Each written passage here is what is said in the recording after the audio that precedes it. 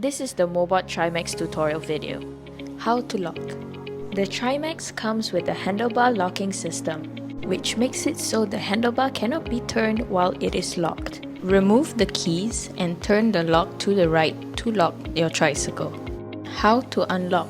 Insert the key and twist to the right and the lock will disengage.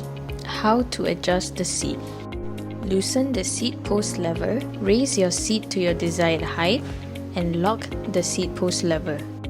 To adjust the backrest, loosen the knob at the back of the seat and move it to your desired height. Remember to tighten back the knot once you're done. Parking brake. To engage the brake, pull on the lever and press down on the button. Press on the lever to disengage the brake. Storage. The Trimax comes with a front as well as a rear basket for you to place your items. Extra features.